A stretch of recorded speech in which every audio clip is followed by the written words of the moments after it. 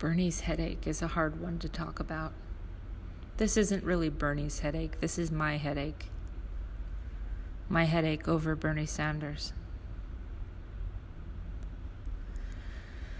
Bernie's headache is a representation of my own conflict, deciding whether or not to support Bernie Sanders. Because of this, it is an image which attracts his opponents and incites his supporters both to open their mouths. Neither are entirely comfortable with it. I never considered myself to be a political person, nor had I considered what it meant to be political. I had voted once in my life, 7 years ago, when the name Ron Paul was written on my absentee ballot. In the past, I was political the way that non-practicing Catholics are religious. It's not that I was a devout follower or that I actually voted, but my opinions were of the nature of my family's opinions, and they were strong. I was defensive of my thoughts on politics in general, but I had not yet examined my own opinions using the part of my mind which actually thinks. Unconsciously, I thought what I had been told to think by the people I trusted as a child. And I think that's how most of us operate. Every villain is empowered by followers who believe they are a hero, a martyr, a warrior, and a saint. I was afraid to vote for Bernie Sanders, and it has been the first time I realized with a visceral sting that we should all experience some fear when we cast our vote. I do not consider myself to be an able candidate for President of the United States, and I am grateful that this decision does not rest on my own shoulders, but is the collective decision of the populace agreeing to be ruled.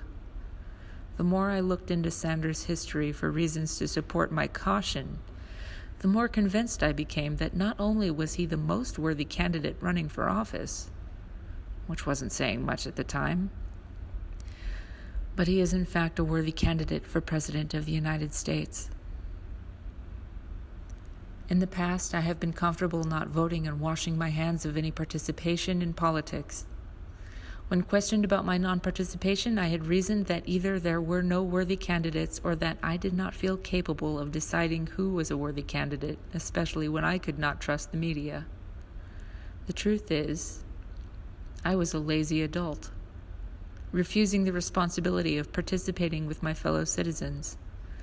Voting is a responsibility, but it is good that those of us who refuse to think so often also refuse to vote.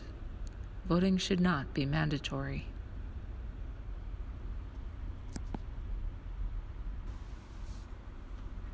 Democrat, Republican, conservative, liberal, right-wing, left-wing. It's all a ruse. Let us stop bickering and open up to each other's ideas with conversation. Let's talk about the complicated and frustrating issues we must all face together. I ask you to drop your label. Politically, let us all wear no uniforms, and instead, look upon one another for the true parts of our opinions. We might be surprised what we agree about.